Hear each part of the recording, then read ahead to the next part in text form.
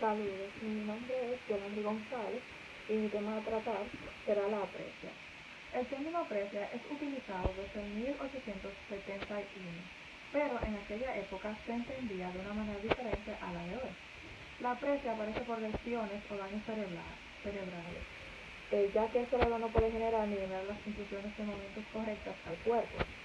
El cerebro no puede coordinar los movimientos de los labios, mandíbula y lengua. Liebman describe la apresia como la incapacidad de mover una parte del cuerpo de manera proporcional.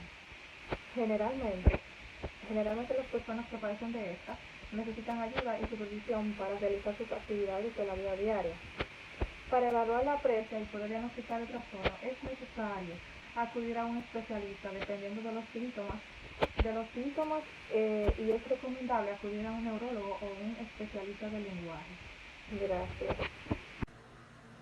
Buenas, mi nombre es Emily Durán, mi tema es tipos de apraxia. Existen 6 tipos de apraxia. Está la apraxia idiomotora, es el tipo de apraxia más común en la práctica clínica. Consiste en la capacidad para llevar a cabo movimientos voluntarios simples que deben ser previamente aprendidos, bien sea por orden verbal que el sujeto ha recibido. También está la apraxia ideatoria, es la capacidad para llevar a cabo los movimientos en secuencia. Los pacientes presentan una planificación en las acciones desordenadas, pero tienen la capacidad de llevar intactos los movimientos que componen la secuencia.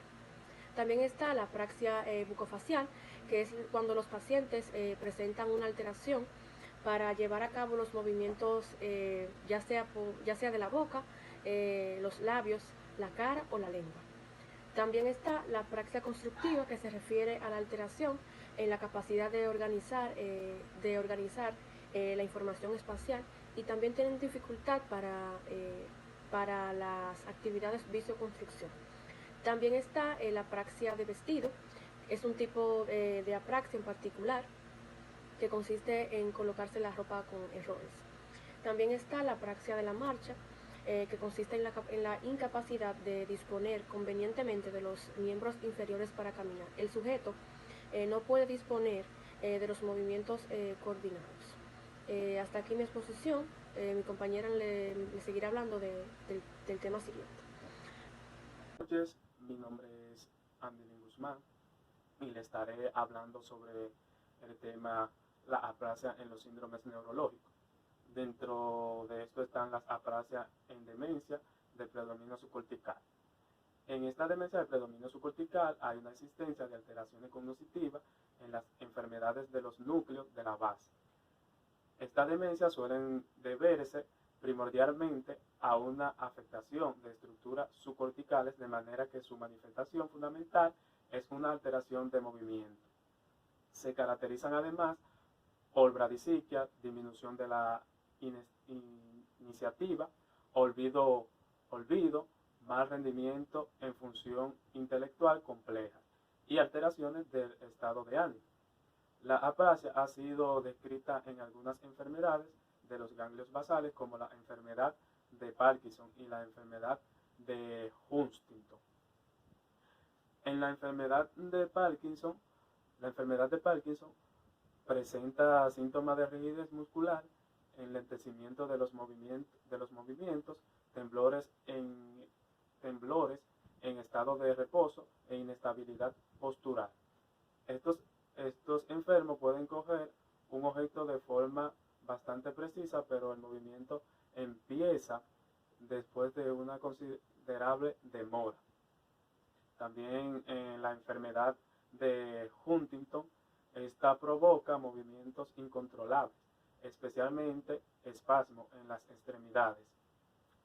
Según Sheldon y Norman, observaron aprasia ideomotora en las enfermedades de Huntington en grado de aprasia. Correlaciona con la duración de la enfermedad y con otras dificultades motoras, pero no con dificultades cognitivas. Pues dentro de esta demencia de predominio subcortical también tenemos lo que es la degeneración corticobasal, que es el trastorno más común asociado con la aprasia, y esta presenta en el 70% de los pacientes con diagnóstico clínico degeneración corticobasal, en la cual se observan dos tipos de aprasia: aprasia ideomotora y la aprasia ideacional, que no suelen estar presentes en el momento inicial, aunque el paciente no es capaz de ejecutar lo que se le ordena, sí comprende y discrimina esto correctamente. También tenemos lo que es la aprasia en demencia de predominio cortical, que presenta alta prevalencia de aprasia ideacional, de la demencia de Alzheimer y aprasia ideomotora. En demencia moderada, los pacientes con dichas enfermedades parecen tener dificultades en el sistema conceptual de la aprasia, es decir, conocimiento de la acción de objeto o conocimiento asociado a los instrumentos.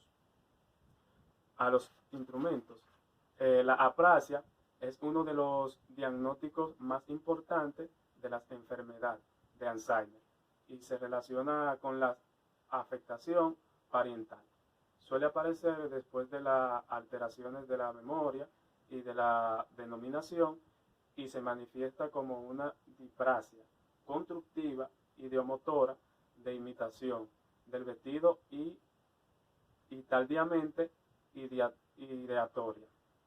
También tenemos dentro de la aprasia en demencia de predominio cortical lo que es la demencia del cuerpo de Lewy, según Lewy. Destaca el deterioro de las funciones profrontales, las pérdidas de la fluidez verbal y el deterioro de las funciones ejecutivas de la corteza parietal posterior. Provoca, por tanto, alteraciones de las funciones visoespaciales y visuoconstructivas. También dentro de esta tenemos lo que es la demencia frontotemporal, que se relaciona con la degeneración progresiva de los lóbulos frontales y parte anterior de los temporales. Los pacientes muestran alteraciones de la personalidad y de la conducta social. Espero que hayan entendido los temas desglosados y lo dejo con la próxima persona. Gracias. Muy buenas, mi nombre es Robeli Cruz y en estos momentos estaré hablando acerca de los trastornos de la memoria. Una breve descripción sería que los trastornos de la memoria son el resultado del daño a las estructuras neuroanatómicas que dificulta el almacenamiento, la retención y la rememoración de los recuerdos. Los trastornos de la memoria pueden ser progresivos, como la enfermedad del Alzheimer, o pueden ser inmediatos, como los trastornos que resultan de una lesión en la cabeza. Dentro de los tipos podemos ver algunos que voy a mencionar. La lesión cerebral adquirida. Esta es una lesión de las células del cerebro que se produce después del nacimiento o puede ser adquirida con el paso de los años. Pueden deberse a diversas causas y según donde esté localizado el daño se encontrarán afectados unos u otros procesos. Puede causar la muerte en casos extremos y el coma. Se diagnostica de 1 de cada 10 personas en mayores de 45 años. La agnosia es la incapacidad para reconocer ciertos objetos, personas o sonidos.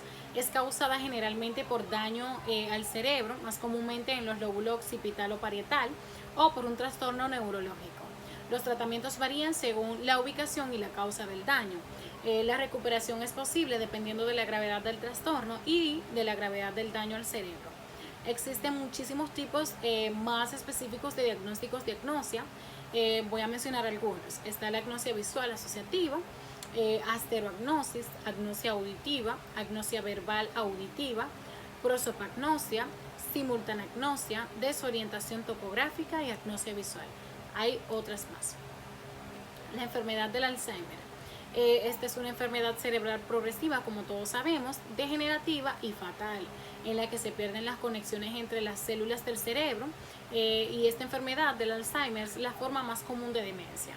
En todo el mundo, aproximadamente el 1.5% de la población está afectada por Alzheimer. La amnesia. Esta enfermedad es un estado mental anormal en el que la memoria y el aprendizaje se ven afectados de forma desproporcionada con respecto a otras funciones cognitivas en un paciente, que por lo demás está alerta y receptivo. Hay dos formas de amnesia: amnesia anterrógrada y amnesia retrógrada, que demuestran daño del hipocampo o del lóbulo temporal medial. Los amnésicos anterrógrados muestran dificultad en el aprendizaje y la retención de la información que se encuentra después del daño cerebral.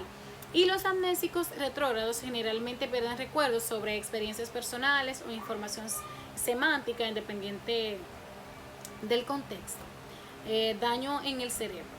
Es la lesión cerebral traumática. Esta se produce a menudo por un daño al cerebro causado por una fuerza externa y puede conducir a casos de amnesia dependiendo de la gravedad de la situación o lesión.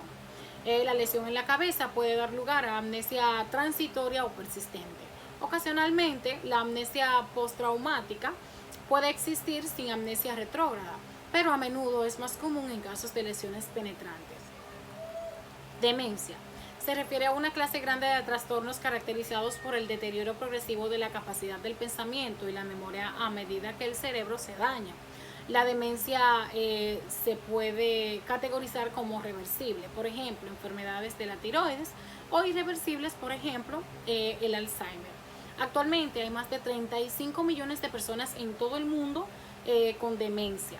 Y solo en los Estados Unidos el número de personas afectadas por esta enfermedad es de 3.8 millones. Enfermedad de Huntington. Es un desorden progresivo y heredado del cerebro que conduce a movimientos incontrolados, inestables emocionalmente y pérdida de facultades intelectuales. Debido a ser un trastorno heredado, cada niño nacido de padres con Huntington tienen un 50% de probabilidades de heredar la enfermedad, llegando a una prevalencia de casi 1 en cada 10.000 canadienses, que es donde se da más este tipo de enfermedad. Los primeros signos de esta enfermedad son generalmente sutiles y los enfermos suelen notar los tics y contracciones, así como fluctuaciones inexplicables del estado de ánimo. Se notan una cierta torpeza, depresión e irritabilidad. Lo que comienza como una dificultad para hablar y disminución del habla puede llegar a dificultarse para comunicarse y el confinamiento de una silla de ruedas o a la cama.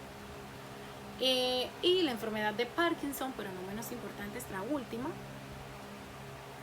La enfermedad de Parkinson es una enfermedad neurodegenerativa, la EP como suele llamarse, y el envejecimiento comparten muchísimas similitudes entre ellas, o sea, las mismas características neuropatológicas y de comportamiento. El movimiento normalmente está controlado por la dopamina, una sustancia química que transmite señales entre los nervios del cerebro. Cuando las células que normalmente producen dopamina mueren, aparecen los síntomas de Parkinson. Esta degeneración también ocurre en el envejecimiento normal, pero es mucho más lento el proceso. Los síntomas más comunes incluyen temblores, lentitud, rigidez, deterioro del equilibrio, rigidez de los músculos y fatiga. A medida que la enfermedad progresa, también pueden aparecer síntomas no motores como depresión, dificultad para tragar, problemas sexuales o cambios negativos. Existen muchísimos otros tipos de trastornos de la memoria que no podré abarcar en este momento, pero podemos seguir investigando acerca del tema. Hasta aquí mi parte y mi compañera que continúa. Hola, mucho gusto. Mi nombre es Stephanie Toribio, matrícula 217-8478, y les voy a hablar acerca del síndrome frontal. El síndrome frontal es un concepto muy amplio que abarca el conjunto de síntomas cognitivos o conductuales que se observan tras lesiones en el córtex frontal. Los comportamientos y las alteraciones después de una lesión frontal suelen ser variados, desde los pacientes que se muestran irresponsables, acelerados, faltas de juicio moral y jocosos, hasta los pacientes sin iniciativa, desmotivados, a los que no les interesa nada del entorno. Fuster utilizó los términos síndrome dorsolateral, orbital o singular anterior para diferenciar el conjunto de síntomas que se observan. A continuación, les voy a decir una de las principales características de los síndromes frontales. Síndrome dorsolateral. déficit de planificación, déficit de categorización, déficit razonamiento lógico, atención, memoria de trabajo, déficit en organizar, síndrome orbital. No valoran resultados de las acciones, no utilizan experiencia para nuevas conductas, no respetan normas sociales, inadecuados al contexto, síndrome mesial o singular, apáticos, tendencia al mutismo, falta de interés por el medio, poca modulación de la voz y por último, indiferencia. Esto fue todo de mi parte. Muchas gracias. Saludos, mi nombre es Stephanie González y yo le estaré hablando acerca de la sintomatología del lóbulo frontal. Cabe destacar que la sintomatología del lóbulo frontal es muy variada y siempre va a depender de la localización, extensión, profundidad y lateralidad de la lesión. Pero también va a intervenir la personalidad premorbida. Tras sufrir una lesión se puede observar alteraciones de cualquier función cognitiva o emocional, como por ejemplo trastornos del carácter, personalidad, humor, motivación, atención, percepción, memoria, razonamiento, solución de problemas, lenguaje y control del movimiento. Más específicamente, cuando los lóbulos frontales se dañan, pueden desarrollarse exceso o defectos de activación, desintegración de la personalidad y del funcionamiento emocional, dificultad para iniciar o planificar cualquier tipo de actividad, alteración de la atención y capacidad de concentración, apatía y euforia, y reducción de la capacidad de supervisión de los propios pensamientos, habla o acciones.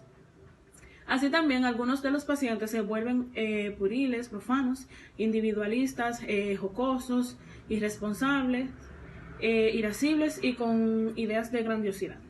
Pierden lo que es la espontaneidad, la curiosidad, la iniciativa y desarrollan un embobamiento apático. Por otro lado, otros muestran una pérdida de previsión, juicio y autoconciencia. Pierden la capacidad de retardar las gratificaciones y a menudo la capacidad de remordimiento. Mientras que otros pueden mostrar una afectación del pensamiento abstracto, creatividad, resolución de los problemas y flexibilidad mental. Lanzan conclusiones y premuras y se vuelven excesivamente un poco concretos y dirigidos a lo que es el estímulo. Muchas gracias, hasta aquí nuestra exposición y espero que haya sido de su agrado.